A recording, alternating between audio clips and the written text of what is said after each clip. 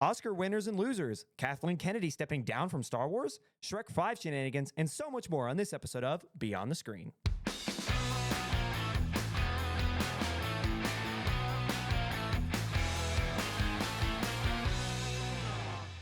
Hello, everybody, and welcome to a new episode of Beyond the Screen. There's something different here, Jake.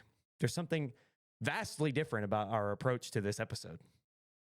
I'm gonna point out that he did a little dance while the fake intro was going on. So we're gonna leave it in. Every time that I do that and I do the pause, I hear it play in my head. And it goes for those of the regular listeners, however many of you, it goes now, wow. And in my head, I play it, and that's when I do the thing and I just say hello. We have webcams now, and you can actually see our face. We can see each other, and we can emote and do what we love to do. You can now see, and I'm letting you know what you're going to see in front of this camera is what I've been doing the entire time. Nothing is changed other than you can just see it now. So going back, and if you listen to all of our old episodes, you can see that or you can imagine that I'm just here throwing my hands about as if you guys could see me anyway. But I'm Ryan, and that is Jake Holtzclaw. We'll be your host today, and as always, I'm going to start with Jake. How are you? I'm doing all right. I'm okay. It's not a hot take. This is probably the coldest take known to man. But why are there paywalls to watch the Oscars? For who? Like Me, bro. Like, if you didn't have cable or over the air, any way to watch ABC, you had to either have YouTube, Mhm. Hulu, or whatever the heck AT&T TV Now is. Like, are you kidding me, man? Like, you're lucky I had Hulu, but also they stopped the stream Yeah. before Beck's picture was announced. So I was just screwed the rest of the night. Um, I was stuck to Apple News because they were one of the like most updated ones. I could turn on like the live updates and it pops up in like the little island at the top of my screen. It's like, oh, Anora. And I was like, dude, last night just pissed me off for big corporations and TV and streaming services. Um, so You trusted Disney. That was your first problem. Is Hulu is owned by Disney. And speaking of, so we're later in the show, we're going to talk winners and losers of the Oscars last night, which I thought it was a fun ride. I thought just quick off the bat, I thought Conan did fantastic. But talk about big losers. Hulu, man, got off to a terrible start. Technical yeah, issues, the whole nine, and then they didn't even finish. Best lead actress and best picture completely cut from their programming. yep. Ridiculous. And honestly, sometimes you can find like basketball games or football games being live streamed on YouTube. This, nope, nobody. You had the ASL interpreter, and it was just them interpreting, and then you've got like commentaries and people watching it, and then commenting on it, and it's like I don't want to watch two ladies in India commenting on this. Like it's just not like, and that was one of the ones I clicked on. It's just like I'm not watching this. I want to watch the Oscars. So, um, yes, I was peed off. I just went to bed. Is that why you stopped? We're all in a group chat and we were talking about it, and Jake just stopped. He just quit. I'm I in there, can't be a part of it, man. dog. I'm in there talking about Anora. Everything's all great, and then Jake just disappeared. He just fell off the face of the earth. I thought you were mad about Anora. No, well, no. Oh, okay. We'll talk about that later. Well, I think that's a good point to go ahead and transition into the episode. As always, we start with box office. We're not going to harp on box office like we usually do. One, because it's a very slow weekend. And two, I think the Oscars is a lot more pressing in this week's rendition of Beyond the Screen. So, starting off at number one, Marvel's Captain America Brave New World remains at the top of the box office mountain, capturing its third straight first place crown. Despite earning another $15 million on the weekend, bringing its grand total thus far to $163.7 million domestically and $341.8 million globally, this is a bit of a disappointment for Disney. When you account for marketing and promotion, this film costs around $180 million to make, meaning the film has broken even and it has made a profit. But this is Disney. And when you compare this iteration of Captain America and this film, what this Captain America 4, it's a disappointment. So, Jake, what do you think about this is $15 million. If this is any other film, this is still a big deal. What do you think about just kind of the overarching feeling from Disney regarding their latest rendition into the MCU? I think so. And going back, Iron Man wasn't necessarily a crazy win for Marvel, right? When it came out, I don't think it was. I mean, yeah, it did well, and now we look back and it's like, oh yeah, Iron Man 1 was awesome. Or Yeah. and then I think even Captain America technically flopped. The first Captain America, um, and I might be getting those mixed up. But I'm pretty sure it was Captain America that just didn't, theoretically, with like marketing budget and whatnot. That is, it did not do well. So I wonder if they're gonna like kind of write this off as like, oh, we have to build the universe again and whatever. But Yeah. honestly, I don't think people wanted to see it. But that's just like the general consensus that I got. That's just two sides of the coin. I think Disney's gonna take the route like, oh, we just have to build it up again. And I was thinking about it earlier today, and I was like,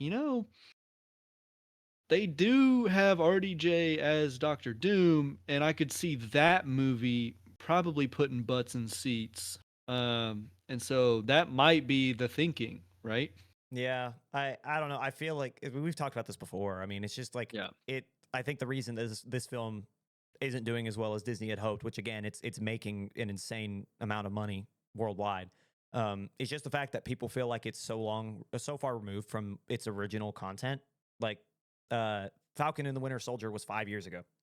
Um, and I think that that's probably where people have the biggest problems. They just don't remember. Because, like, I'm not going to lie, if I watched a series 5 years ago and then its sequel media, say film, whatever, came out a half a decade later, I am not rewatching Falcon and the Winter Soldier just so that I can go see this movie, especially when I don't feel like, if you take into account exactly how this went, who in their right mind was like looking at this film's marketing and saying, this is going to be $1 billion movie? You know, who was looking at this and saying this is going to be the best Marvel, one of the best? It just, no one was. So with that on top of it, I'm not rewatching, I should say, Falcon and the Winter Soldier just so that I could be reminded.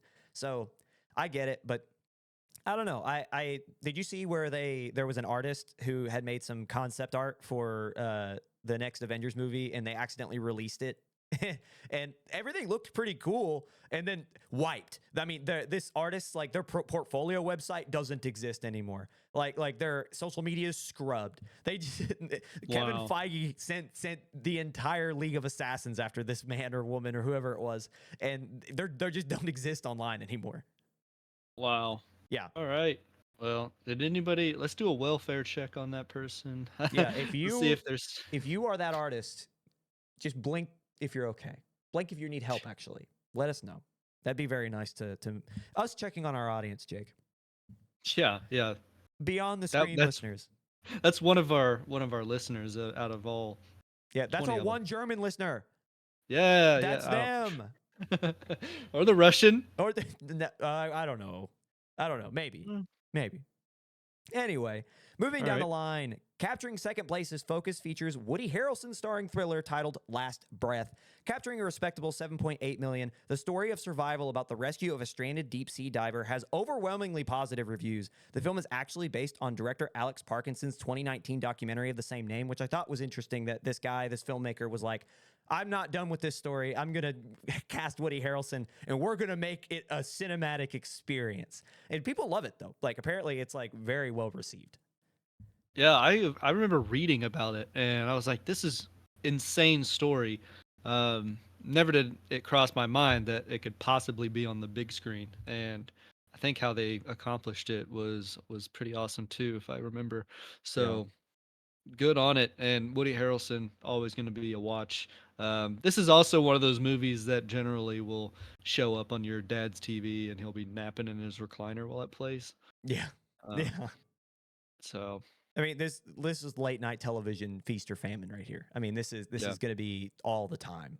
I will say yeah. it had me hooked in the trailer when I cannot remember the actor's name. It wasn't Woody Harrelson, but when you were about to watch as the tether was going to break and the deep sea diver was going to like just kind of get flung in the distance, and he says, Don't, like, you have to calm down, you have to stay alive. I will find you." And like that stuff. I don't know what it was, but it got my blood pumping a little bit just in the theater, and I was like, huh. So it's kind of cool to see it succeed, especially with its backstory.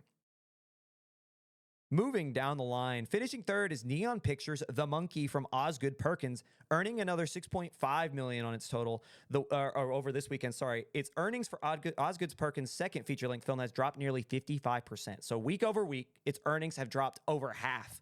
And that apparently isn't due to a lot of its cinema score, which was a C plus, which is below even the average horror film, which is about a B or a B minus. This, however, might not mean much to Neon, as the film only costs around 10 million to produce, meaning the film is still very profitable after 2 weeks. It has made 24.5 million domestically and 31.2 internationally. So this is still for Neon a very successful film. It was a lot of what happened in the same breath with Longlegs, which was Osgood Perkins' first film, which released last summer. That one was a glorified, certified hit because of the memes that came out of it, right? Same thing that happened with Nosferatu is people loved it and they thought it was funny, and or like the memes that came out of it, people watched it. And while Osgood's first film was good, it had problems, and I feel like we talked about this on the show, maybe not in depth. But to see his second still have those same problems and people still have issues with story is a little bit disheartening, because Osgood Perkins is like, he's got the tools to be like Robert Eggers, but with his own flair. And it just doesn't seem like he can stick the landing with his stories. Whereas Eggers is so specific. He is so precise. It just gets you excited when you see someone who could maybe resemble that, or maybe be someone in the same, I don't even want to say the same breath, but someone who, when you think of Eggers, you also think of Perkins. But that's just not going to happen unless things change. There has to be a focus on story. Yeah, so and I wonder what marketing is like for Neon, being that, that small of a budget, whereas other movies, like, I don't even want to know what Captain America's marketing budget was. Oh my God. Yeah. It'll make me cry how much they threw out on that. Dude, So Captain America, to go back a little bit, that cost $180 million to produce. They made 341, and they're talking like they haven't broken even yet. That's how much they probably spent.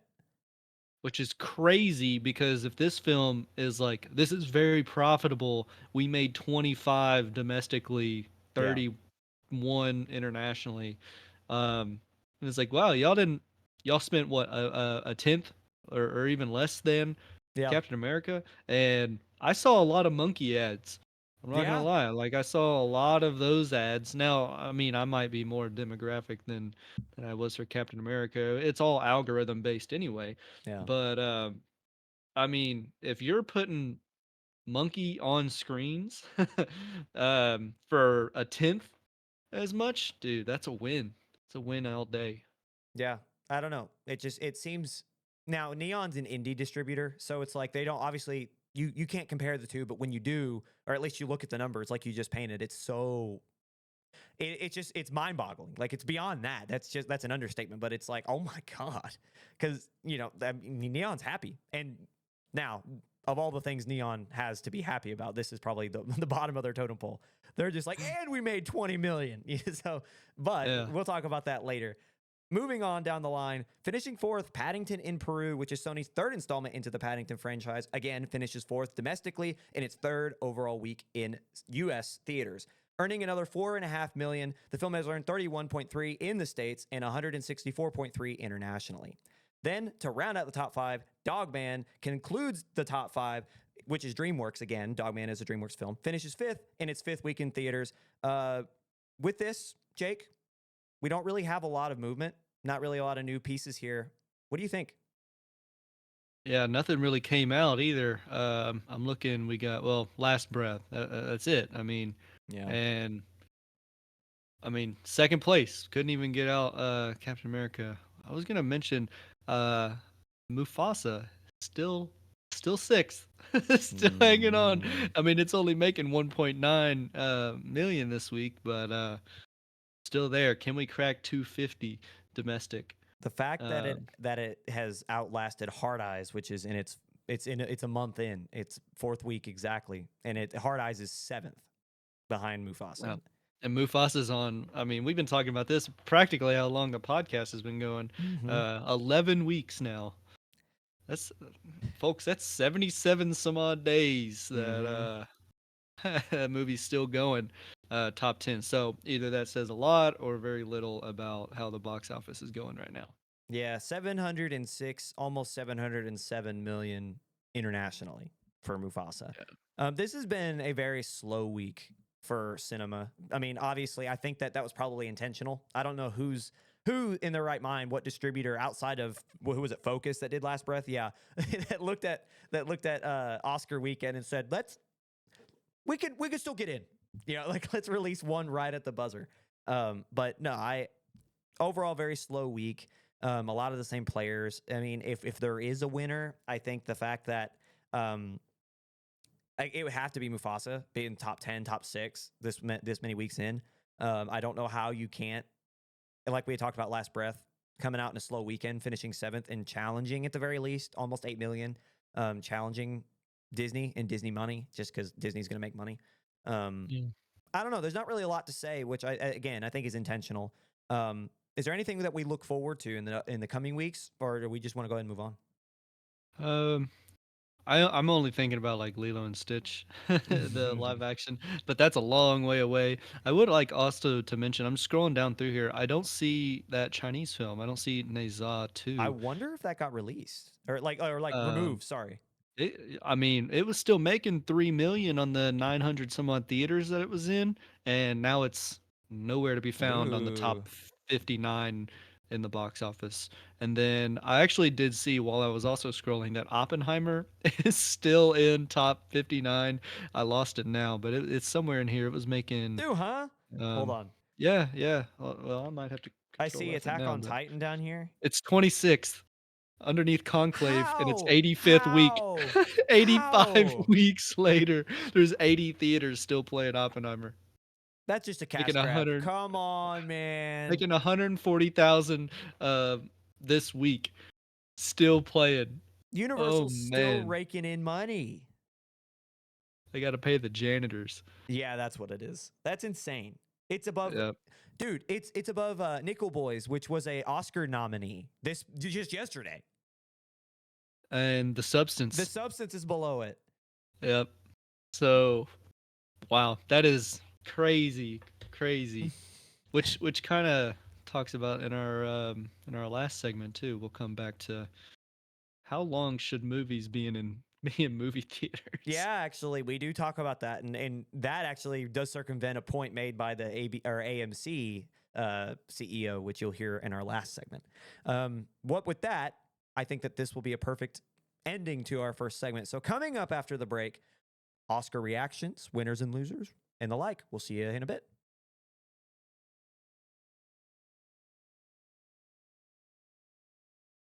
Welcome back to Beyond the Screen. You've made it to segment 2, Oscar reactions. I mean, I don't know what else to preface here. I mean, you knew this was coming. We talked about maybe doing a special. It didn't pan out. Too busy. However, you knew we were going to talk about the Oscars. So if you came to this episode hoping to stop hearing about what happened on ABC or Hulu last night, sorry if you were on Hulu. Sorry, Jake. You were sadly mistaken because we're talking about the Oscars. Dude, I'm not paying money for all these dang streaming services just to watch Oscars. And I looked it up. I'm gonna rant about it again, okay? And I'm gonna do it so you can actually see I'm gonna rant about it again because I looked at it. It's like, where can I watch the Oscars? And it lists all these things. And it's like, but if you don't have any of these streaming services, they have free trials.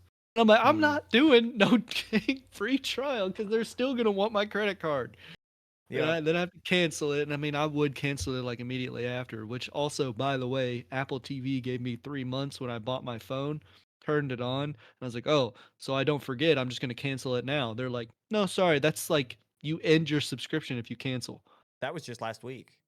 Yeah, which is insane. I canceled it right away. I wouldn't deal with that crap. Yeah. No, that whole trickery doesn't work on me. Too smart. So Too smart. anyway, Oscars. So The ones that I did see. I'm going to go out of order of the script because everyone knows what film we're going to talk about because it's by far and away the biggest winner of this past weekend. So there's no need to jump into that right away. I think it's more important and I think more interesting to hop into the losers. So starting off our losers list, at least my losers list, and Jake, please add to this afterwards if you could think of any, have any, or add any insight. Emilia Perez was my first big loser. And it's because, man, this is the most nominated film in the entire event. 13 nominations, which was one away from tying a record, okay, for any film ever. That's this is not a small ordeal. Came away with how much? It 2, 3 wins? Let me see here. Hold on. 13. One-time Oscar darling Emilia Perez came away with only 2 wins.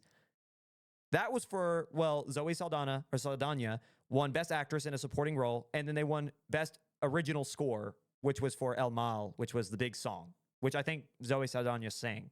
So after all of that, after everything that transpired, how much do you think? I don't know how to word this. Were they robbed? Do you think that they were originally pegged to win some of these awards and then they just got changed at last minute because of Gascon and her tweets? Or was it the AI? I'm interested to hear your perspective. Um, I mean, I can go full conspiracy theorist and say, yeah, they got canceled. Hollywood straight up disowned them and was like, nah, get out. But I don't really know, honestly, because I watched Anora before the Oscars. I watched it like last week, and it was pretty darn good. It had me pretty enveloped throughout the whole film, and there was not a part that was bored. Now, um, it was pretty graphic. I mean, it is not for the younger audiences, that's for sure.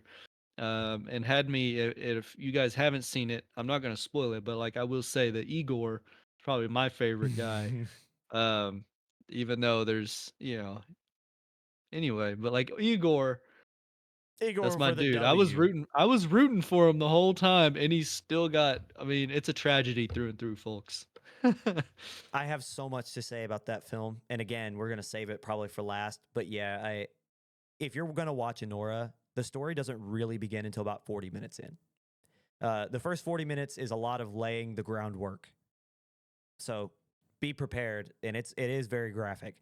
I don't know. I think with everything I've seen and just the way the nature of the Oscars, and we'll talk about the Academy later. We have another in our next segment. We have another interesting tidbit about voters and whatnot.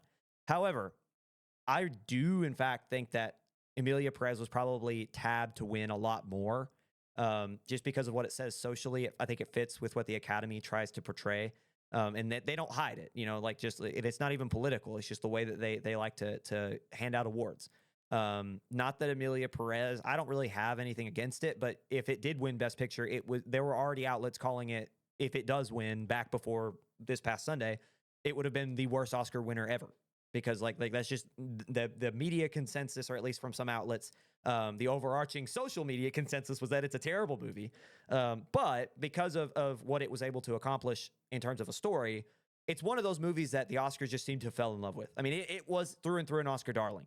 And I truly believe that 2 weeks ago, 3 weeks ago, there was a great effort to get things changed. I don't know when those votes become finalized. It could have been a week ago. But if you would have asked me a month ago, I would have said Emilia Perez or Wicked. So I am shocked to see, even now after all that's transpired, to see Emilia Perez win 2. I mean, it just feels like there was such a seismic shift in kind of what people were looking at. Looking down the line, continuing down the losers. And again, this is a list I made, Jake. So add whoever you feel like, or add to whatever you want. Conclave, I think it was a big loser on the weekend, and for more things than or for more reasons than not. It's not its fault, is what I'll say. Winning only one of its 8 nominations, and that was for Best Adapted Screenplay by Peter Stragan. Going down the list here, The Wild Robot, and I'm wanting to pause on this one after I get through my little tidbit, because Jake, I know you have a strong opinion about The Wild Robot. Despite being nominated 3 times, DreamWorks' The Wild Robot walks out empty-handed. It didn't win a single award, and if I remember correctly, it didn't win anything at the Golden Globes either. Its biggest loss comes in the form of the Best Animated Feature category, in which the Oscar hopeful again lost to Upstart Flow. This is the second time in 3 months, again at the Golden Globes and now at the Oscars, that The Wild Robot loses to Flow. Again, Jake, you have a strong opinion about this. Tell me what you saw, what you think from this. So I have seen both, and like I just felt like the Wild Robot told the story that I've always been looking for, the Wall-E-esque story, the Incredibles. Like there's story there. Like the Wild Robot has a simple, from hardship to growing and becoming a family, and breaking down the barriers of a bear can live with a deer in a small little hut to bear the winter. And it's just, I think it's a beautiful story, and one we need more of in terms of animated shorts, or not animated shorts, but like animated in general, and kids movies. Is like that's what makes a movie for the next generation to look back on, like we look back on Wally and Incredibles, and all Mm, these like early 2000s stuff. Like I feel like The Wild Robot is that, but honestly, I'm not sure if it will be or is. And Flow, I don't know if it's the fact that probably not not the fact that it doesn't have dialogue, but it's just like I'm just following a cat, I guess, and through a flood, and he's like making friends, and I can infer, and I guess it won over it because it's not necessarily been done before, and that might have been why it was more of a favorite, just because it's like, oh, this is new. And like I'm looking at it and I was like, I've played video games that look better than this movie. yeah. um and I'm not saying that to knock the people who put a lot of time and effort into it. It's just like I don't know. I did not expect Flow to beat it out. um so goes to show me, first time watching the Oscars in a while, and 100% didn't think the Golden Globe mattered. Had it pegged Wild Robot going to come out on top regardless, and I was proven wrong. And honestly, Flow ended kind of like, oh, really? That's Mm, it? I I 100% expected another ending, or like I don't know, it wasn't as happy, it wasn't as sad, it was just kind of like a meh ending. Whereas the Wild Robot was, I mean, it ended correctly. It's how you end it. yeah. So, uh, I think you're like right on the money. I To be honest, I think it's because it was made by such a small company. Like you have DreamWorks versus this. I don't even remember what the company name is, but like they're Latvian, if I remember correctly. And I mean, they're just tiny. It might even be just a couple of people. Like it's so small, and they were able to create something with so much impact and so much quality, that I feel like that aspect to it overwhelmed voters. Whereas DreamWorks is DreamWorks. I mean, this is like comparing Neon to Disney. I mean, DreamWorks to some, indie animation company in the middle of Eastern Europe. So I think that would probably be the majority of it. But I think I'm curious. We strip that away, and you're looking at strictly stories. And I know you mentioned a little bit like you talk about feel. So the Wild Robot gave you that Wally feel and that incredible feel versus Flow didn't. What specifically like makes you think that the Wild Robot is so much better? At least its story is so much better. Um, so I am left to, and this goes back to like my hand holding conversation as well. The Wild Robot, I mean, it holds your hand like any other movie with dialogue, like you know who the people are. Whereas like Flow, it was, I mean, I gotta put a personality to this cat, even though it is like that cat has a lot of personality to begin with. And then there's also, I think, a ring-tailed lemur. There's a capybara, and then there's like a crane of sorts, and Mm, they all have these different personalities. And you can see that, and so you're telling the story yourself, pretty much. And it's just, I don't know if I'm big on that. I just didn't. I sat through it, and that's the perfect way to describe it. Is I sat through Flow.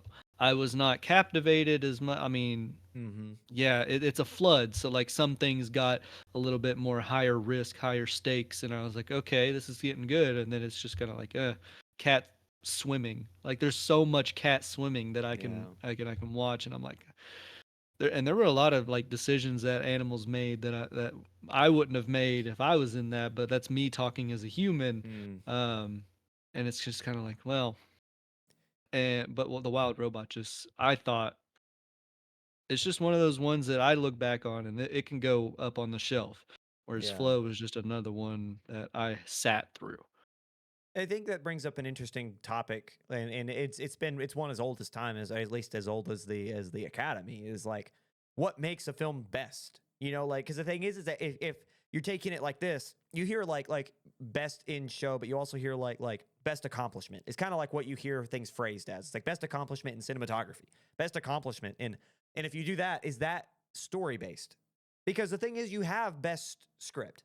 you have best director, which depending on your where you lie on the whole author in or authorship in film, either or can be the true storyteller in that, right? But and so um, it's really interesting to see kind of that the dichotomy of like where does the idea of like because everyone wants to talk about the screenwriter, everyone wants to talk about the director, everyone wants to talk about the producer, but in this instance with a animated feature, is it accomplishment based off of the animation, is it accomplishment based off of the Right. story?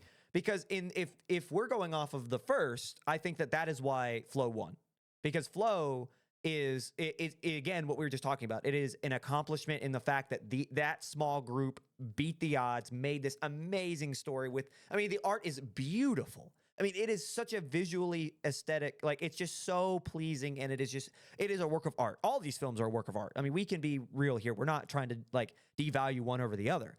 But like, I think that's probably where there needs to be, at least in my opinion, because there's too much subjectivity in the Oscars. If there's any critique, and I think that this is where that I think that is very like apparent, is because it's like if you were going off of story, The Wild Robot was the best of all of them. I mean, it doesn't matter. You can look at Inside Out 2, you can look at what was Wallace and Gromit. Wallace and Gromit. Thank you. I kept Vengeance or Most Foul or what I kept trying to say that title. But yeah, Wallace and Gromit, Inside Out 2, Flow, and there was another one. But It whatever. was The Memoir of a Snail. Yeah, that's it. If you take all those films and you stack them up with a story, Wild Robot dominates. But the fact of the Yeah. matter is, you take the real world creating of that film into account, which is not like if that's what makes Best Picture, that has to be apparent, and it's just not. And so that's kind of where I think like again like if Emilia Perez is the Best Picture, if you have it tabbed for months and months and months, that's going to be Best Picture. You know what I mean? There shouldn't be outside perspective changing it 2 weeks out. Like, so that I think that's where there's a problem. And I think that specifically now, Amelia Perez is a lot different because I don't think it was Best Picture to begin with. You know, like that's way different. And this is a lot more subjective because depending on your view of how that story is told, you could definitively argue that Flow is better. But you can only argue that Flow is better based off of the creators and like how it was made and how they beat the odds in real worlds, not so much what's on screen, which you're awarding what's on screen.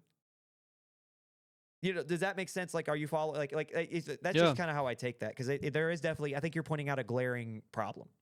So and I talked about this I think a little bit before I began watching a lot of the nominees, and it'll piggyback off of Ryan's idea is the categories that people vote on for the Oscars are subjective, and not oftentimes they are not quantifiable as much as a best screenplay or best adapted, best original screenplay. I can read a screenplay and tell you, yeah, that one definitely better than this other one. Yeah. Quantifiably, this screenplay is better. You tell me to choose best animated feature and then don't tell me if it's based on animation, accomplishment, and like what you had said is there's so many different variables that go into best picture.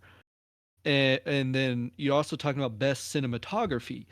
And it's like, well, to me, best picture, best cinematography, what are we actually talking about here? Are we Yeah. talking about how everything comes together for best picture? And that's like the actors, that's the music, that's like everything coming together, and it's an amalgamation, an average across it. Because I start thinking about it like an Excel sheet, dude, and I'm start putting in the numbers like out of 10 under costume, sound, editing, director, screenplay, and I'm doing all these out of 10, Mm. and to me that's best picture.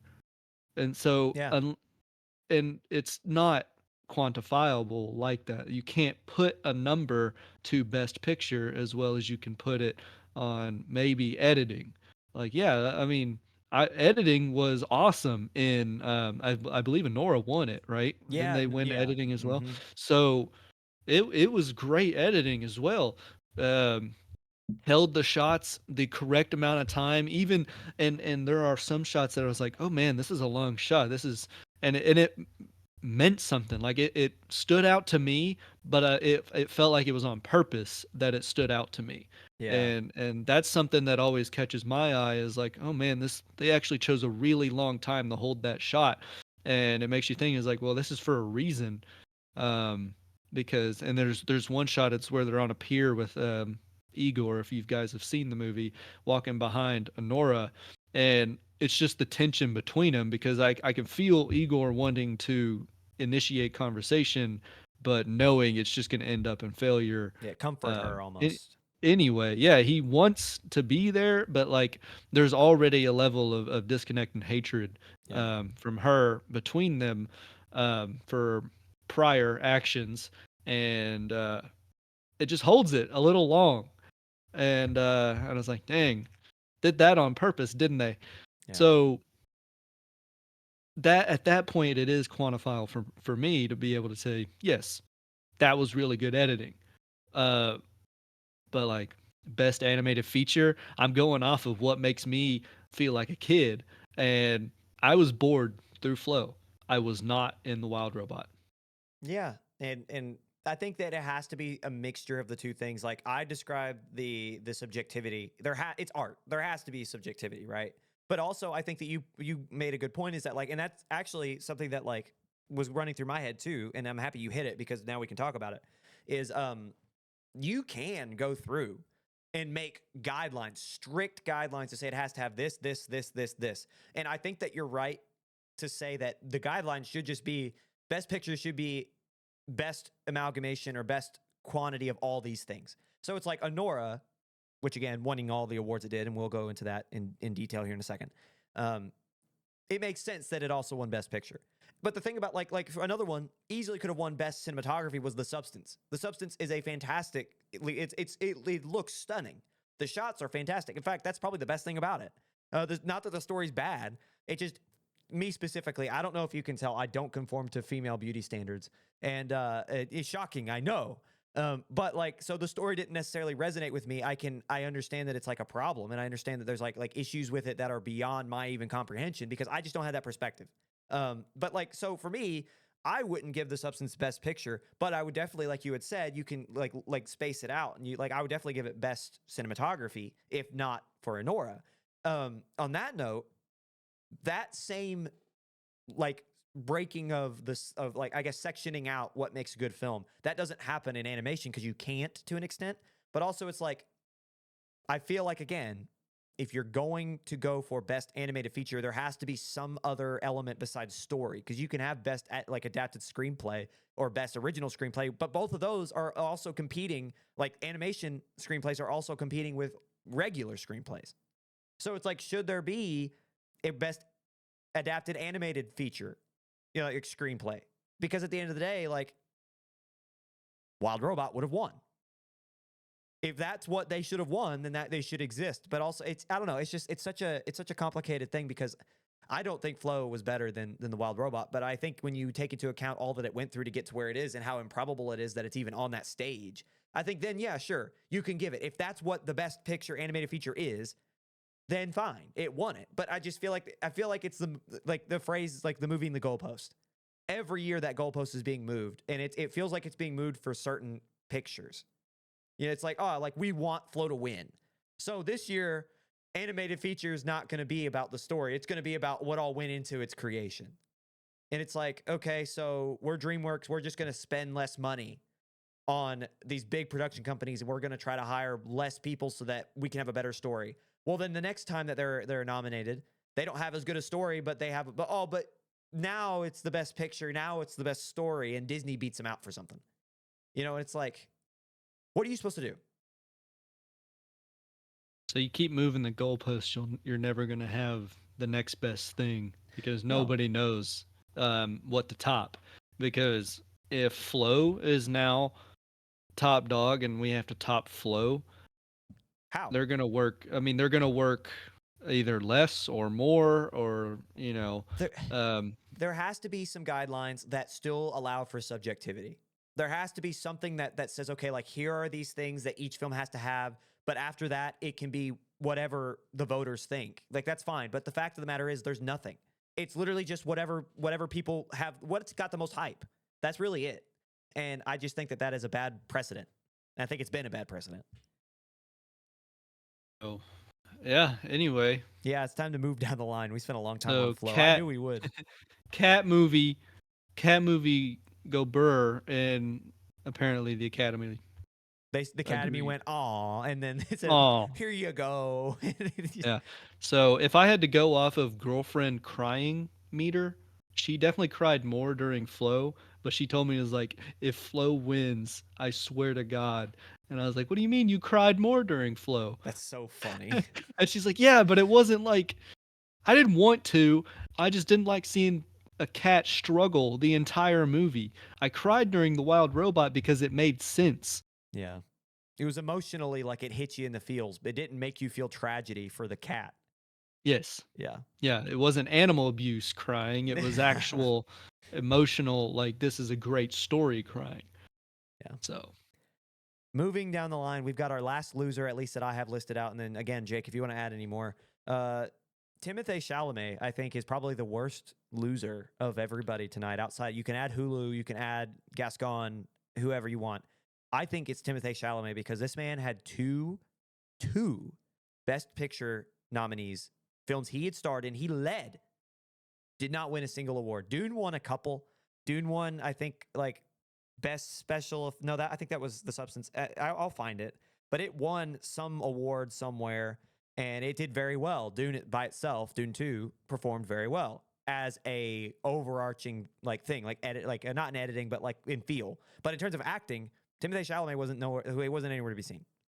Same thing for A Complete Unknown, which arguably was better than Dune. So, Jake, what do you think about in terms?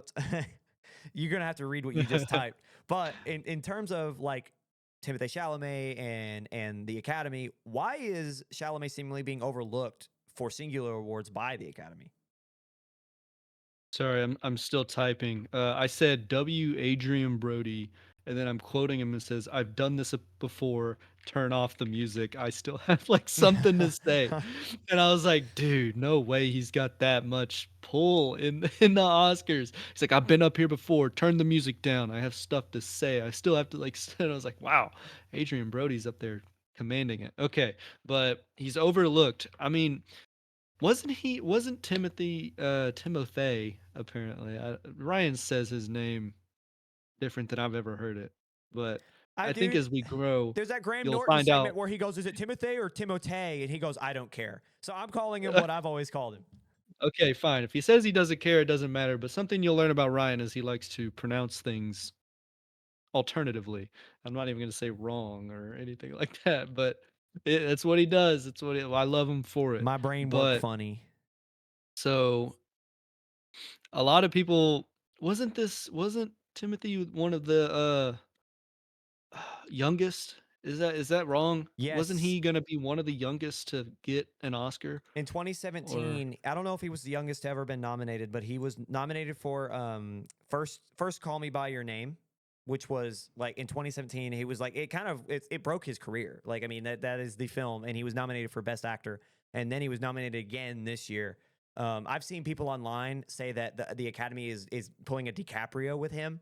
yeah, They I was gonna just say close enough. Welcome back, yeah, DiCaprio. yeah. Literally, like on the everyone online, like everywhere I've seen anyone talking about anything Timothée or Timothée, whatever his name is, because now you called it out. Now I'm going to say it three different ways. But the anything Chalamet online is talking about how he got scuffed and scrubbed. I mean, it's terrible. And I to be honest, I think I kind of have this thing where every time I watch a Chalamet movie, I feel like he's the same person, just in a different font. I don't necessarily like now.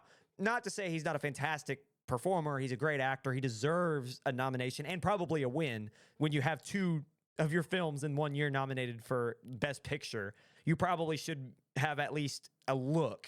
And no one ever talked about Chalamet winning Best Actor. No one. Because like if you think about it, it was who was it going to be? It was Brody, as you said, and Ray Fiennes. That was it. Like really, like who else was it going to be? And no one was talking about Chalamet like he was had any shot. And I guess my question is, should he have? Because again, look at the movies that he's been in.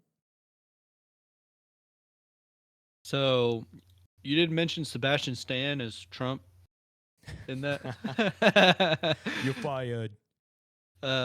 So yeah, I didn't think Stan was gonna win that one. I, It I was I truly feel like he was in there just for like a political statement. I feel like the Academy was like, "Ugh," and Well, they had their political statements as well, so it's not like it's completely void of either side. Um, And there I'm were not other, saying that, yeah, audience, to say that I pick one side or the other. I no, just think it's funny. That's all. yeah. There's a lot of politics and everything. Those that Hollywood know in me know where general. I lie. Yeah, he lies a lot. Anyway, I'm never telling the truth. I'd be he fibbing. never says it. No. Sometimes he just be yapping about either side. Depends on who's talking to him at one time.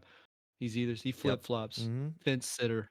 I won't, dude. Anyway, sorry. Don't even get me started. Let's not get political here, but this is That is a king of joke, the by the fence way. sitters here. That is a joke, So by the way. Continue. yeah, I think Timothy got robbed. He should have at least, he should have been up there. And I think you have something in segment 3 about Yeah. what would you Ray?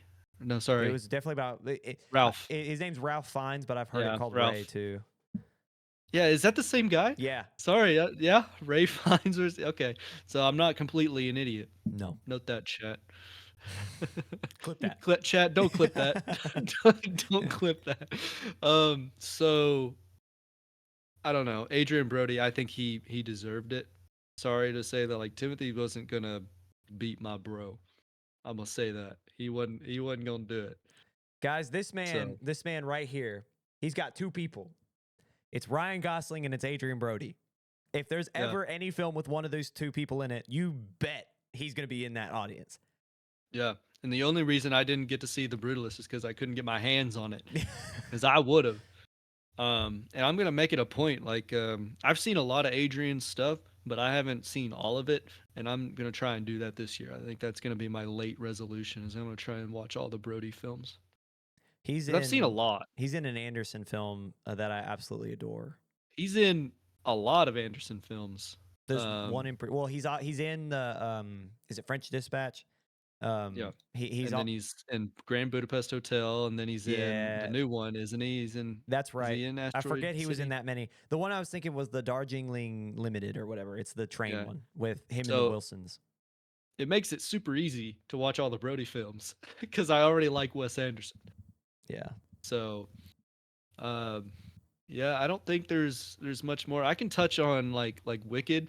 I was betting from the beginning production design all day. After watching Wicked, I was like, "Yep, that's 100% production design." Sorry to Dune, but it was it was Wicked all day. And then I was not surprised at the substance. I believe wasn't it makeup? Yes. Yeah, after I didn't even watch it, but seeing the photos, that grotesque monster-like thing, and then the ending, yeah, I'll it say was the gross. substance the ending is so funny. I was telling someone the other day, I feel like the substance, It's like me. I was on the edge of my seat the entire time, and then I paused it because I had to use the bathroom.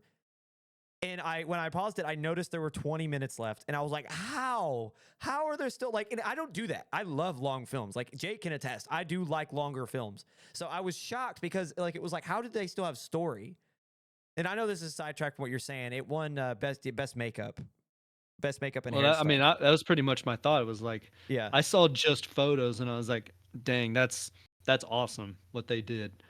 yeah. But They're our first winner, by continue the your way. thought. We'll transition. They're our first winner, big winner. It's The Substance. It's a horror film that got nominated. Was a ton of different categories. Best Picture nominated. Won Best Hair and Makeup, or yeah, best yes. And it was fantastic. But so it was like 20 minutes to go. I'm like, oh my god! Like I feel a conclusion coming on. How do they have so much longer? So then anyway, for me, it feels like the director was like, or the writer, whoever had call on the story was like, how do I end this? He was like, what do I do? And he talked to the first person he could, and they were like, what if she like sprayed the audience with blood? And he was like, that's a good idea. Because there was a point to where like, if you've not seen it, I'm sorry to spoil. She turns into a giant monster amalgamation of her two personalities, and then she gets attacked because she goes to the stage anyway. She gets attacked, and then her arm breaks off on a mic pole, and she just starts spinning in circles, spraying copious amounts of blood everywhere. And there, it's just the funniest thing because like it's a top down shot of her spinning, and you just see this like she looks like a fire hose just spinning. And then it does like these quick cut pans, or like it's like a boom, like zoom onto like Dennis Quaid's face, and he's like, ah, he's like covered in blood. And they do it to like three other random people in the audience, and it is so funny. And I just remember, like, I remember laughing. I was like, this is awesome. This is dope. I love the way this looks. It's hilarious. This does not fit this character. This does not fit this story. And I'll say it till I'm like blue in the face. I'll say it to anyone who will listen to me rant about the substance. It's not meant for me. It's just not. Like, it doesn't hit me in the same way. I'm not affected by all the very important topics it's trying to correct. I get it. But like at the end of the day, like I remember thinking there are things about the story I would change to make it more personally interesting. Like, I want to know more about the company behind the substance. I want to know more about the people and why they didn't care about Elizabeth. I want to know more about like the nitty gritty about their transition from Elizabeth to Sue. That, like, those things really interested me, but that wasn't the point. The point was like youth versus old, because, and I'll make this point about the substance too. The story, while it's about beauty standards, the story is also a straight commentary on like how we in our youth do what Sue was doing to Elizabeth the entire movie. We do that just in a much slower fashion. So it's like I could be smoking cigarettes all day, every day for the next decade, and I might minorly look different. But when I'm 55, I might have lung cancer. You know, and it's like my youth was taking away from my age, and I didn't like. And it's like it's something that's so slow, and it's something that you might not even think about in the moment. But in the movie, it was so like it's very quick. Like it's obviously like it's very drastic, and it's meant to comment on it in a not comedic, but like in a very. It was a really good body horror. Like I said, I was grossed out. It was a really good thriller up until the ending, and it was really good. And I love the metaphors. I think it deserved a Best Picture nom. But it just felt like, and I made this metaphor, or I used this kind of just concept in my head about how I described it. It's like the whole story is, if you can imagine, it's red, and it changes to blue randomly, and it needs to be purple. Like, you know, like it can't be both unless they do mix, and unless like they work, and it just doesn't do that. It just completely switches. Like, and if the film was meant to be outlandish, which in part it is, right? But it has a very serious tone the entire film. It's a little silly, like the concept of like, you know, cellular division on like the macro level, where your entire body splits into two and you're younger and it's still you. Yeah, that's crazy. But at the end of the day, it's a very serious commentary. And then all of a sudden it gets to the end and it's just silly. And it was just like that was kind of like, it was awesome. I loved it, but it was also like that didn't fit. I feel like you have to pick a lane. Either you're going to be super spooky and like grotesque, like a body horror should be, and it's going to say something really important and be kind of serious, or it's got to be outlandish. And it just tried to be both. But And then anyway, sorry, I know I got off on a you're tangent. good. No, you're good. He liked the movie, guys. I did. If I listen, if I have a lot to say about a movie, I enjoyed it because I was in it. But anyway, we're gonna go up the list instead of down, because I wrote this in reverse order. Wicked, as we had talked about, came home with 2 awards on 10 nominations, which was tied for second, and the other one was The Brutalist. The Brutalist and Wicked both had 10. Emilia Perez had 13.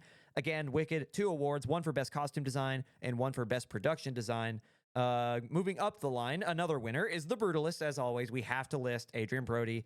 It came in second at the Oscars, taking home 3 Academy Awards off of 10 nominations. As I said, Best Actor, Adrian Brody; Best Cinematography, which was Law Crawley; and Best Original Music Score, which is Daniel Bloomberg.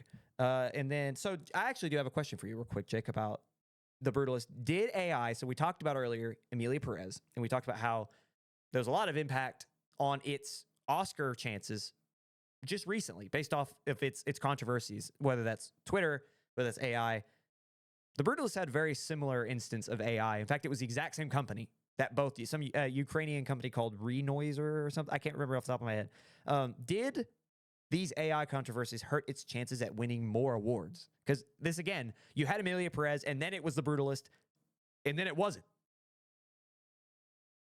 Yeah, so maybe, but I still think like it won the ones it needed to, and I didn't think Anora was its competition for Best Picture. I thought Brutalist had it all the way, but I can't really think about what awards it might have won otherwise. Like I don't think it was looking at the awards it did win, I don't think it was rigged because I don't think it would have won those awards if it was rigged. Yeah.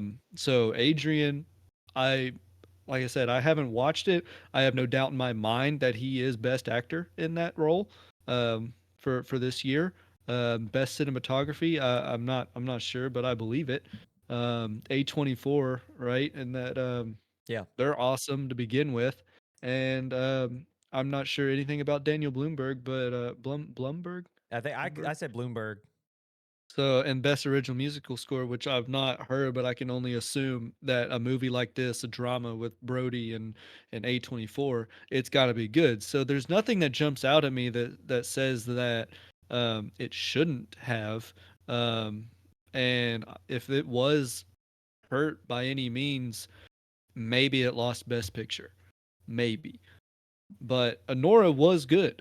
It's Yeah. not like I'm gonna say that it was going up against nothing and it was rigged because it didn't win. No, it had contenders, um, and so therefore I think it's a commendable fight. Shake your hands, may the best win, and that's what happened. Yeah, I think this is a perfect transition because our last winner is Anora. I don't know if that was a shocker to anybody. We talked about it essentially all night, just in spades, and now we're going to focus on it. But to conclude the conversation on the Brutalist, and unless you have anything to add, and please do, um, I felt like it did. I felt like the Brutalist was one of those, like, I heard of Anora and its hype train when it first came out, or like around the time in last summer when it was just starting its marketing campaign. And then it was the Brutalist, right? Like Wicked came out and that's all everyone was talking about. Then it was like, oh, the Brutalist. It was making its money despite being in 5 theaters, right? And everyone was talking about the Brutalist everywhere you saw, like, because after Anora was done, it was done, like with its campaign, other than it just trying to win awards. Um, so I really do I feel like the Brutalist, if not for, I think Emilia Perez was probably going to win, and then I think the Brutalist was kind of like that second fiddle, and then all of a sudden the Brutalist gets caught in literally down to the company the exact same problem that, and now I think we talked about this before on the show, that what the Brutalist did with AI, not a big deal. I don't think so. Like, I think that changing certain syllables and words to make it sound more authentic, that doesn't change the performance, right? Like, you can argue it does a little, but like Adrian Brody still should have won Best Actor. Changing how high a vocal range is for a performer in a musical, that's a big difference. That is a huge no-no because that is very, very distinctly impacting the performance, which is what Emilia Perez did. They combined Gascon's, like, her vocal range with a pop icon in France who also wrote the music for the movie, so that Gascon's character could have a higher vocal range. That is completely altering the performance because it's a musical, right? Like, if you can't sing it, don't. If you can't hit that vocal range but you're still cast, just do what you can because at the end of the day, at least it's authentic. So I think that it did, and I think it was simply because it's like the conversation around AI is constant and it's a lot of negativity. And all of a sudden, a very similar thing happens as what happened with Emilia Perez happens with the Brutalist. And I think it's like we can't cherry pick at this point because they're so close together and they're so close to the Academy, like the awards, that we just have to make a stance here. And so I do think Anora was the third choice. However, as you can attest, Jake, now we're transitioning here. I said after I watched it, I thought it was Best Picture. I just gonna give myself a little pat on the back. It just seemed like Best Picture to me. It just, like, it's so beautiful, and we talked about it before. Um, it's they. I should say they. Letterboxd, which if you don't follow Letterboxd, you have to get on there. It's a social media site for reviewing films and TV shows. It's so good. But they also have a very strong social media presence. They actually interviewed Conan O'Brien, Conan, on the red carpet. And they asked him his 4 favorite films, and he made a great statement. And I cannot remember what film, but it was talking about Eastern European, how their stories are usually told, or just European stories, how, especially back way in the day, they were told from the perspective of, even if you have a problem and no matter what those characters do to fix it, things just get worse. True tragedies. That's what Anora is. Everything Anora she tries to do to fix her problems, it makes it worse. And it's so real and it's so raw and you just fit into that story so perfectly. Like, it's genuinely like a play. I felt like I was watching a theatrical play, and not very many movies do that. And I just thought it was so beautiful. And for that effort, indie film connoisseur Sean Baker, who directed, edited, wrote, and produced the film, won an award for all 4 things. In fact, he ties a record. Some places say it was the record. I saw recently from Deadline that it tied the record for most awards taken away from a single Oscars event ever. So Sean Baker, who I don't know if I've heard about him before, Anora, walks in to Neon, and Neon gets its second best picture in 5 years, with the last one being Bong Joon-ho's Parasite. So, I mean, this is a big deal. The film was not that expensive to make, only cost $6 million to produce, and earning $40 million in the box office, which that $40 million number is also one of the lowest earning Oscar-winning pictures ever. So this is, I don't know, I think that this is a big day for cinema, because in a true indie film goes into the Oscars and it sweeps. I don't care everything else you can say about whatever. I still will say that it probably was its 3rd choice. However, it deserves it. This is the 4th Palme d'Or winner to also win the best picture at the Oscars.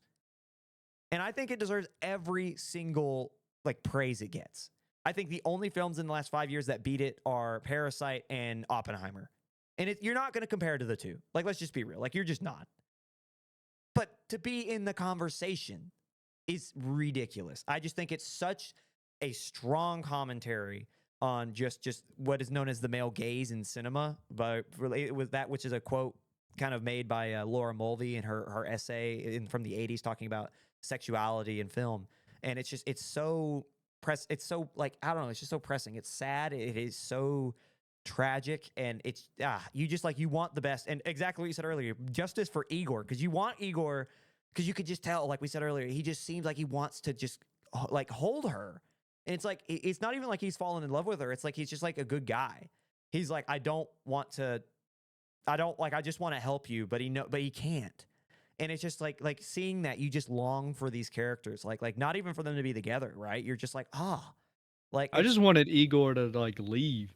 I just wanted him to just go on and live Igor's life yeah. and leave Honora alone. And yeah, he's gonna have to work for the Russian oligarchs and big whoop. Igor's been doing fine on his own so far. But I was just let's get away from this situation, Igor. You don't need all that drama, bro. He's one of my bros now, and I'm Igor, just get out of there, I dude. You don't need know. all that. And if you You don't need all notice, that. and I hate to give spoilers, but just pause it here if you don't want to listen. We're way past our time on this, but I don't care. It's so there are only 2 characters to see Anora as herself, and they call her Anora. So throughout the entire film, so she is a exotic dancer who she does get paid for sex, so she's a sex worker by her love interest, and it's tragic because her persona that she gives to everybody else is Annie. The name of the film is Anora, but she calls herself Annie, and everyone who doesn't really throughout the film, at least from my perspective, those who don't really respect her, don't see her as a person, they call her Annie. 2 people called her Anora, and that was the all of Russian oligarchs' families, their priest that they have charged with watching their son Ivan, who Anora falls in love with, and Igor. Igor is I like the name Anora, and it's because he sees her humanity. No one else did. There's no bad guy in the film. It's not like they see her as less, although the Russian oligarchs do. But really, they're there because they know their son, and everyone's trying to warn her that the entire film, Anora, he doesn't love you. He didn't want to marry you. He just wanted to stick it to his parents. You have to not listen, and she doesn't. And it's so tragic, and it's so human. It's got one of the most that final scene, which I won't spoil that. I'll just let you know it's coming. It stuck with me because it's just so powerful, man. It's so, because you think about, she fell in love. She had everything she could have ever wanted, even to wealth. I don't necessarily think that her character got into that for the wealth, but it's she felt loved, she felt seen, she felt taken care of for the first time in her life. And that last scene, it's gone. And that is just so, I watched that film, and I immediately was talking to Jake here and another one of our buddies, and I was like, this is best picture. And I think I even said that last week, so I hope that's on recording somewhere. But yeah, it's so powerful. And to make it even better to boot, Sean Baker is an inspiration, man, especially to like us who want to like make film and like especially indie film. It's kind of crazy. So Baker, he made a heartfelt plea for audiences to save the movie-going experience, I should say, when accepting his Best Director award, saying, quote, movie theaters, especially independently owned theaters, are struggling. During the pandemic, we lost 1,000 screens in the U.S. We continue to lose them regularly. If we don't reverse this trend, we'll be losing a vital part of our culture. This is my battle cry. Filmmakers keep making films for big screen. I know I will. Again, I just think that the fact that Anora won and not just won Best Picture. I said if it won Best Picture, that was a big win for cinema. It swept. That's a big win just for creators everywhere because it shows you can be creative, make an adult-centered film. You don't have to tailor to kids. You don't have to tailor to action, classic Hollywood cinema, none of it. You can make what you want and you could still be recognized. Jake, what are your thoughts just about everything? Sean Baker, my monologue, all of it. Go Sean Baker. I mean, to be director, editor, writer, awesome, because he took home, not to discount best female lead with is it Mickey Madison? Mikey. Mikey Madison. Not gonna take away from her. That I mean, Sean Baker, great director, editor, and writer, but like she counts for one of those four. Awesome performance. Oh my gosh, she lives that character. Like I would have thought Yes. that she was from New York. Like really. Yeah, she made me, and there were often times where like she got on my nerves just because like just the way that she approached conversations and escalated what controversy, not controversy, but like conflicts, like Yeah. escalated the conflicts. It was like, oh my gosh, man, I just wish everybody would shut up. And like it's one of those movies that like everybody's yelling at one time, and and that's part of the editing and how they edit faster during those moments to really make you irate. But I'm gonna finish this idea off with telling you that the largest sweep in Oscar history was 2003's The Lord of the Ring: Return of the King. It got Best Picture, Director, Adapted Screenplay, Art Direction, Makeup, Costume Design, Film Editing, Original Score, Original Song, Sound Mixing, and Visual Effects. It won 11 at the Oscars in Jeez. 2004. That's 11 of 13. Yeah. Yeah. I don't know how many they were doing in 2004. It was it 13? I guess. I mean, that's what they did. I'm pretty sure There's one that 13 was like awards. new, Maybe it was. newer. I mean, 11 of 12. That'd be I even. mean, Wow. so it's winning awards in every nominated category, 11. So largest sweep. Wow. And it still holds the record according to IMDb, most Oscars won by a film. It's also the longest title of a film to win an Oscar for Best Picture. It's also a world record. That's So it is a really long title, but what a man. I mean, take it if you can, I guess, but man. yeah, so that is your true clean sweep is Lord of the Rings: Return of the King. But to see Anora get 4, yeah, I was talking about it earlier today at work. I was like, it's crazy. Won 4. They won You know, 5. If you 5. 4, Sorry. 4 for Sean Baker, 1 for Mikey. Okay, yeah, sorry, 5. So crazy. $6 Awesome million, movie. man. $6 million budget. Which, give me $6 million. No, Dog. but he did great. Honestly, Mikey did great. Igor, I love you. Igor, my guy. Igor. So if you haven't watched this film, try to get your hands on it. I don't even know. Let me put y'all on Apple it. TV for $7. You can rent it. I was gonna say let us put you on it. Apple TV says $5.99, YouTube $5.99, Prime $6. $5.99. If you want to wait till it's free, wait till it's free, but you have to watch it eventually. Just quick content warning on that. First 40 minutes, there's a lot of sex, just straight up. I'm not even gonna try to sugarcoat Straight it. booba. Yeah, like a lot of stuff going on. It went like in the moment I was even like, man, this is almost too much. But then like when you finish it, you're like, it makes sense. Like there's not a moment wasted in the entire film, but it is a lot. So if you've got children or you're prying eyes that might not need to see that yet, maybe not, or you just can't handle that, don't watch it. But once you get to about 38 minutes, and it's not even a joke. Once you get to 38 minutes, it really kicks off, and it's so good. But I think that's a great place for us to We're going to go to I think this is going to be a legit quick hits this time. We never hit quick, but we're going to come back with segment 3, your quick hits.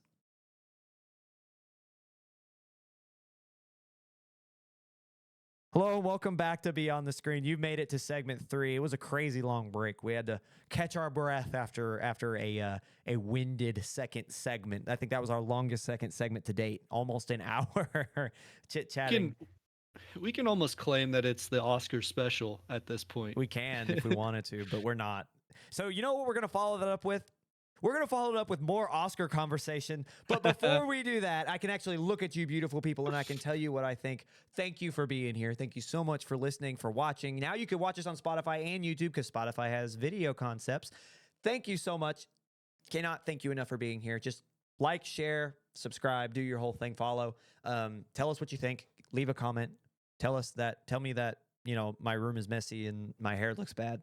Or, you know, whatever. Yeah, nice craft room, bro. Thanks, dude. I have to plant my flag somewhere, and I do it in the guest room, in the extra space, okay? But anyway, thank you so much again, because if you're here, if you're listening to this, you're a ways in this, and so I really appreciate you, so thank you very much. And on that note, back to film news, actual film news, not Oscar-related, except for this first story. He lies, man. Right off the bat. Leading up to the Oscars, before Sunday, 4 anonymous Oscar voters admitted to have never seen Dune 2 and continued to describe that they refused to place it on their first picture ballot, with one stating, quote, "The first Dune, I couldn't get through it. I'm not rushing for another 3 hours of Dune."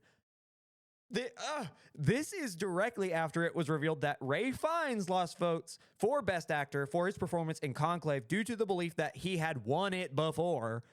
So they instead voted for Adrian Brody, who has won it before. What is happening? My man Adrian, bro, he perseveres. Yeah, that's what it was. Man, justice for Ray Fiennes. Okay, this man delivers in Conclave, and they're like, just say you don't want to vote for him. Just say you don't have to make up some excuse. He's won it before, so I want to vote for someone new. Adrian Brody. Like, what are you talking about? It's crazy. It breaks also my heart, man. Well, there's a level of okay, look. Okay, 4 anonymous Oscar voters. If you're allowed to vote on the Oscars, I feel like there's a heightened level of responsibility to watch what's on the ballot. It's your job. Yeah. So and it's a little hypocritical of me to say that. Like, I can't get my hands on a lot of stuff, and I have a film podcast with my buddy talking about the Oscars. But this is a little bit bigger deal. I did my best, and next year I will be watching all of them. I'm going to try and get into theaters of all of them to really get it. But that's kind of like your job. Like, it's not it is if you're in the Academy of, I had it up, but I don't know how many people are actually, several hundred or hell, more than 10,500 accomplished film industry artists and leaders across 18 branches, acting, directing, cinematography, all your branches get to vote on this. What the hell? You know, I know.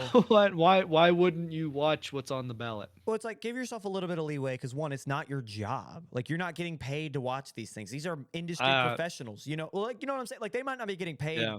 They're probably not getting handed a check, right? But they're probably getting in for free. Their job is in the film industry, and they're tasked with voting for the biggest awards for film in the world. And you're not watching one of the biggest pictures of the past year, one of the highest hyped, like, Best Picture nominees on the ballot. And because you didn't like the first one, 4 of them.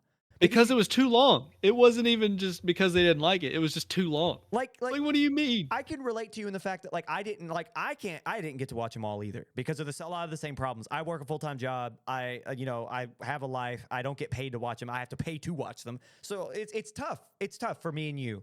And it's tough for everyone else to have seen them all. But at the end of the day, if your job is that, if you're an industry professional, you're tasked again with picking the best of the best. You have to know. You have to watch. It doesn't matter if you don't like it. If you've seen it, okay? If you've watched it and you say, for me, that's not Best Picture, I can't argue with you.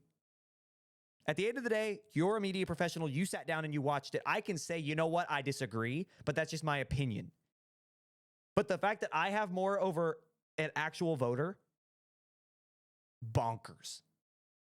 I sat through Flow. You can sit through Dune. That's what I'm saying. So, Anyway. um, and like Batman wasn't and Oppenheimer weren't those super long movies? Yes. Yeah. So I don't think it was length there. Well, back to Timothy. They hating on the dog. They hating on what I will bro. say is that Oppenheimer was so cut and dry. I think that this one was just like there were so many different options, and maybe it's because the same voters, they don't have to watch all of them because they know who's going to win. You know, like maybe back to what we were talking about. There has to be some sort of standard set that is better than the one we got because you got voters like this, and you got subjectivity that makes it difficult moving goalposts for films to win versus others. Not to say that Flow had any preferential treatment, but I definitely think that the Oscars went out of their way to make sure it could win. Anyway, I just wanted to clarify that because we've done a lot of Flow hatred on here, and I think it's a beautiful film. I did not mean to hate on it. Yeah. I'm just saying that is what's happened. If you really take into it. Anyway, moving down the line, this probably would have been a major story had it not been Oscar weekend.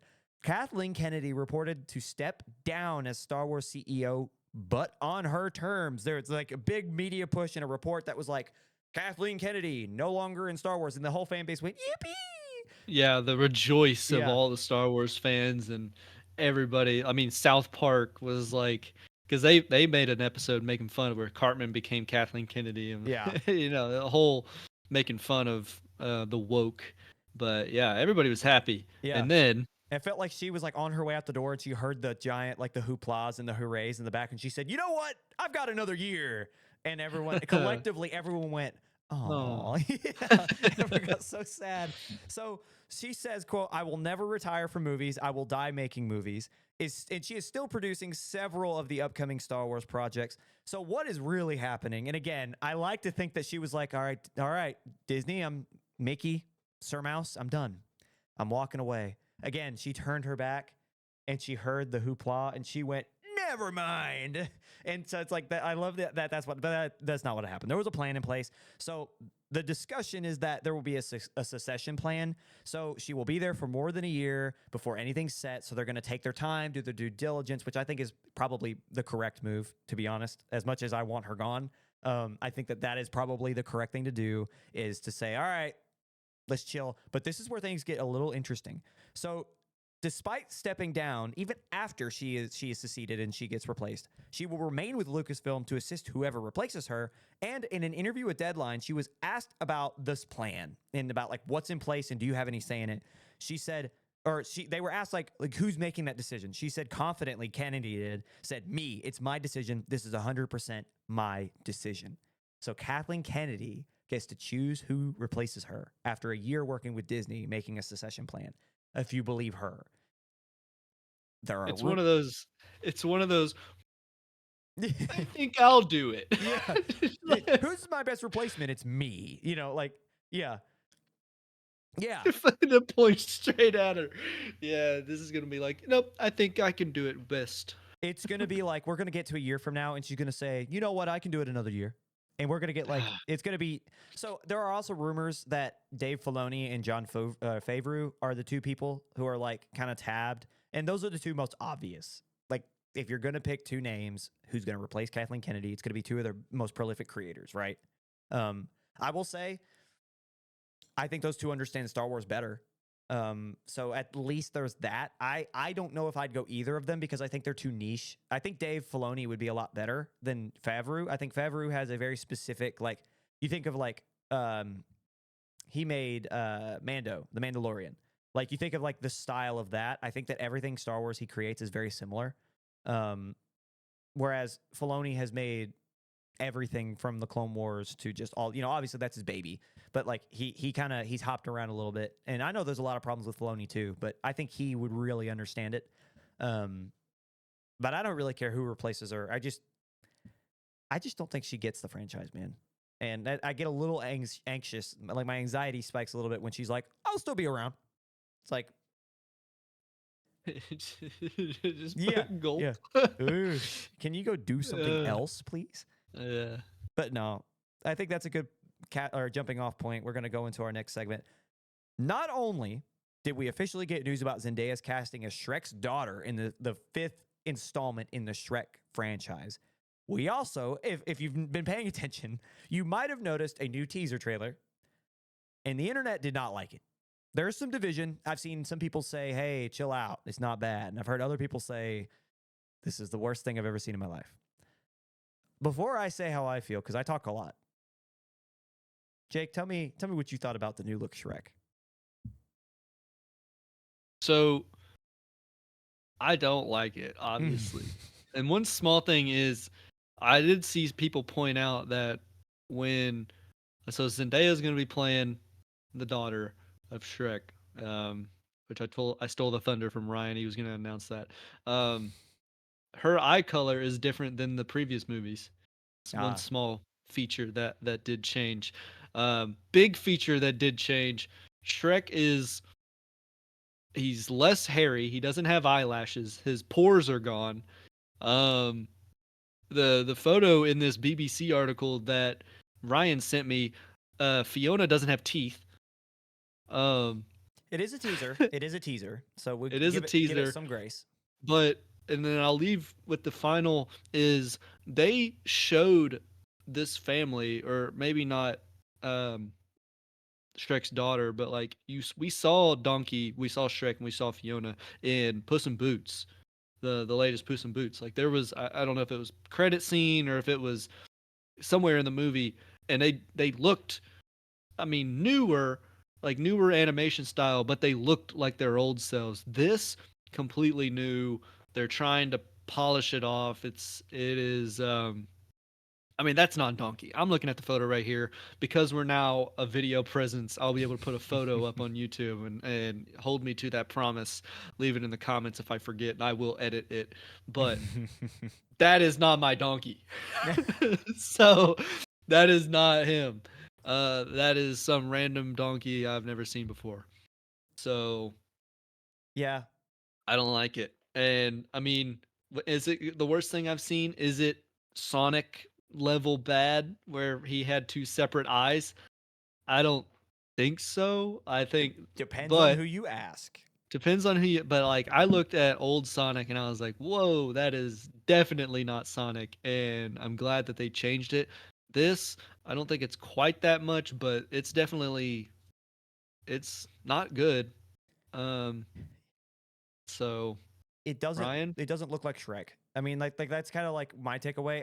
I see all sides. I understand that the first film is 20, almost half or a quarter century old. Like it's, it's an old animated feature, and the things are gonna like adapt. And people use Puss in Boots as a good example because that film, the animation, he looks so different. Like he does, but he looks good, right? Like at the end of the day, like while the animation is different, he still is Puss in Boots. Like you look at him and you like, and it was fantastic. It was the same animation as Beyond the Spider-Verse, that comic book style, and it looked really good. And I think But it he fit looked like him. Like I right. could look at a photo of him side by side and be like, "Yeah, that's the same guy." Yeah, right. This this is like bro's cousin. Yeah, I saw. So one, it is the teaser. I want to just give that defense a little bit, and two, there's still a chance to change it. But the biggest thing is that I was watching a creator, and what they had done is they took a screenshot and they just all that they did was take his eyes and they just moved him just a little bit farther apart, and he looked like Shrek again. Like Yeah. despite all the changes, his eyes are just too close together. I think I that saw one go into more depth and like gave him eyelashes and thickened his eyebrows, darkened his eyebrows. yeah, And then I think they did something with his neck area or his chin area, and then it was like, "Oh, yeah, that's him." looks like Yep. Shrek. It Yeah, a little bit more honestly, and a lot of people were saying that the old films look more uncanny valley than this one does, and that's what they miss. Like Shrek had pores, he had eyelashes, he had like really thick, like broom bristle eyebrows, yeah. and this guy he got his eyebrows done in this teaser photo. Like those are perfectly cut. Like okay, you have a wife now, I guess you can. Yeah, He's yeah. had a She's wife, but this is the first time she's plucked his eyebrows, I guess. God, the wax. Just, Yeah, so and I don't know what she's done with her teeth in this photo. yeah. But I will say I have some gripes with the gripes to Shrek. The biggest one, because I think that there will be some adjustments. If it's the same on release, I'm gonna be disappointed because it doesn't look like Shrek. It's just not. You can update like Puss in Boots and it look fine. This is not that. The bigger takeaway, people are complaining about the TikTok rip, like in the riff and the joke. That's what Shrek has always done. I like there are things that I will disagree there are things that I agree with, I should say. I'm sorry. That I'm like, that's bad. That needs to change. That looks bad. The TikTok joke, that's all Shrek is. It's taking riffs and jokes from what is happening in society around the time it was made. It's a satire. It's Shrek. The villain in the first one was named Lord Farquaad. What do you think that's supposed to represent? What does Farquaad sound like? Dude, it beats me. I thought it was just some short guy. No. What is it? The joke is F-wad, like when you call someone that's literally, they wanted to call him Lord that and they couldn't, so they called him Farquaad. Oh. See, I thought it was like a political figure, and I was like, dude, over my head, I have no idea who was doing stuff back in 2001. I was like, I don't know who they were making fun of. That was it. That was the joke. And I'm sure there's some other deeper political statement. There's a ton of them in there. They're always like there's in Shrek 2, they joke about OJ's Bronco and they get pepper sprayed, and it's like it's hilarious, right? They always do that. They've always done that, and so it's a little bit disheartening to see like people that grew up and are around our age who grew up with Shrek like us be like, TikTok, that's cringe, and it's like, dude, when was the last time you actually watched them? You know, dude, like that's cringe. Dude, that's cringe. TikTok and Shrek, dude, that's cringe. God. It's like anytime any character in a movie is like of age of like, and they use like their generation's lingo in a film like they would in real life, people are like, ew, and it's like, dude, they're kids. Like that's the point. Anyway, also, is he a different shade of green? Yes, he is. That's the other good point. Yeah. I'm looking like side by side right now, and this guy's like washed out. Like the green is turning olive, whereas Shrek used to be like he's pretty bright. Like he was pretty good lime, or he got I don't a even know what you call tan. that green. I guess that's what it is, man. You're getting old. That's what everybody says. He's like, he's just older. I was like, I don't remember old age making you do that. Bro, does old age make my eyes grow closer together? Dude, you're screwed if not. No. Or if so, sorry. No. Anyway, if you grow old, I'll see to that. Anyway, our final topic, an hour and a half in, we're going to wrap this thing up, get you guys back home safe and sound, tucked in bed. Last one, AMC CEO is hoping to convince major studios to keep films in theaters longer, stating, quote, the old 74-day window became a 45-day window, and some movies have gone quicker to 30 days or 17. Thoughts?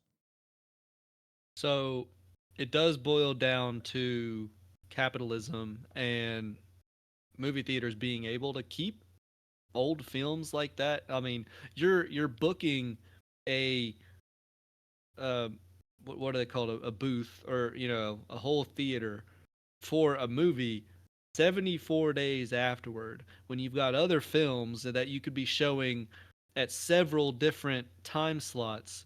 But oh man, I've got Oppenheimer back here on its 77th day, and I was like, man, I could take that out and put in I don't know, Captain America.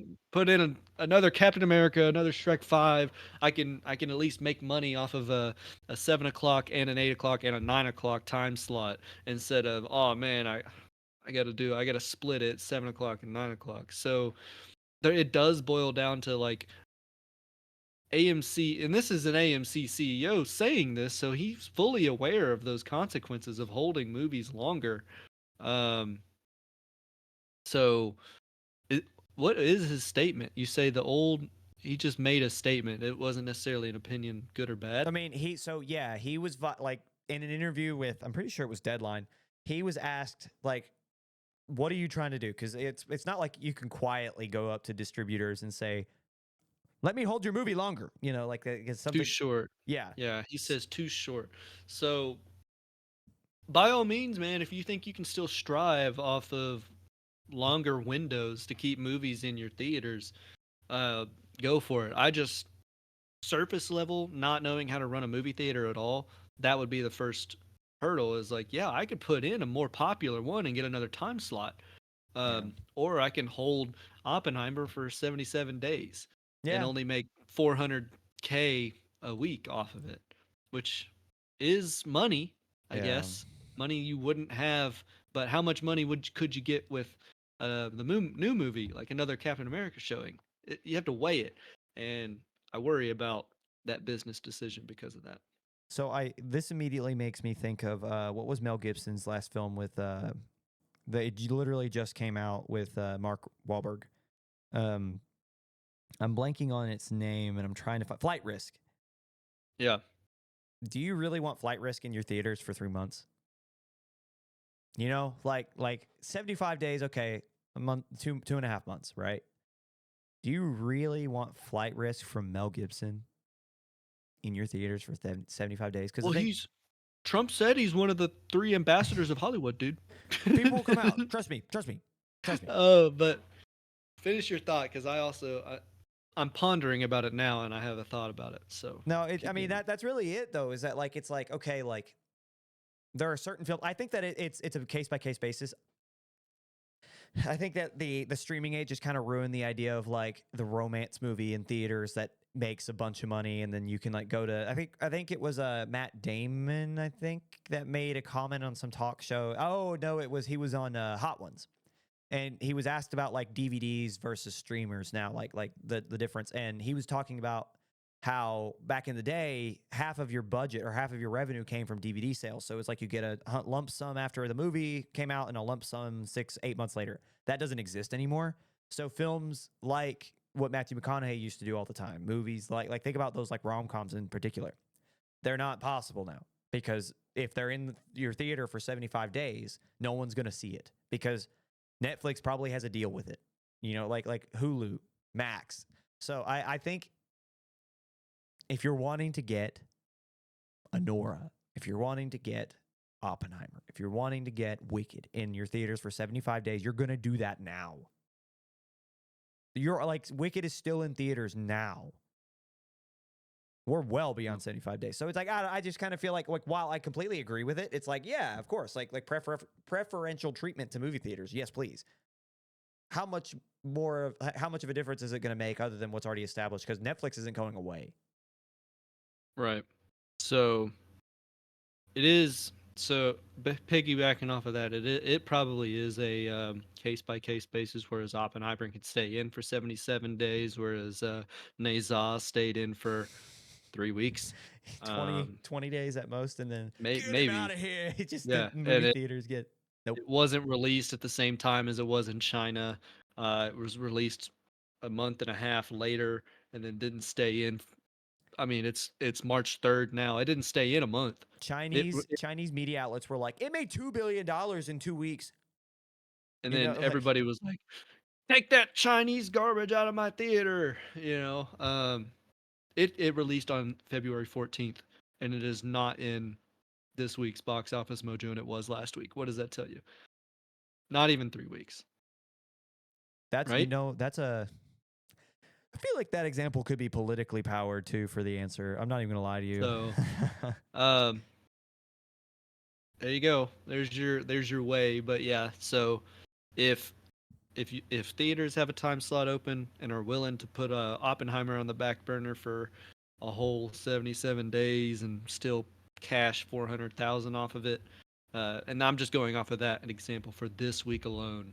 I didn't even know Oppenheimer was still in theaters, and that's also what you have to keep in mind is like, who are these people Yeah. going and watching Oppenheimer this late? I don't know. It is on streaming. You can find it on HBO. Have you heard of this new film Oppenheimer? Yeah, it's old heads. Yeah. Not that there's anything wrong with being an elderly person. Finding out about Oppenheimer for your first time. And I'm pointing to Ryan. He is one of those. You're being age elderlies. phobic, bro. It's the ripe old age of 24, Hmm. which I will be 23 You made me by the feel time so old, man. we film next week. Mm. So there you go. You Happy guys birthday. can wish me happy birthday. Yeah, and Yeah. then You that's gotta all I have to comment say. now. You gotta wish him happy birthday. Thank you, Jake. You just gave a Yeah, reason. Now you don't even have to quote anything movie. You don't have to ask us a question. You don't have to just wish Jake a happy birthday. yeah. Let him know. Or you still have to comment, but you can tell me how much you don't care that it's my birthday. You can be negative about it. I'll take those too. Any attention is good attention for me. And on that note, I was going to ask you your final thoughts, but I think that's a good stopping point because That's a thought. that's a hole to dig out of, and I'm going to let you do that between now and With your next episode. therapist. Yeah, with your therapist. You talk to somebody. Anyway, that's been our show. It's our first audio visual experience. Mhm. If you liked what you saw, if you want to see more, hit that like. If you want to see me in my storage space again, him in his living room, feel free to like. We'll see you next week, and stay safe, everybody. Goodbye.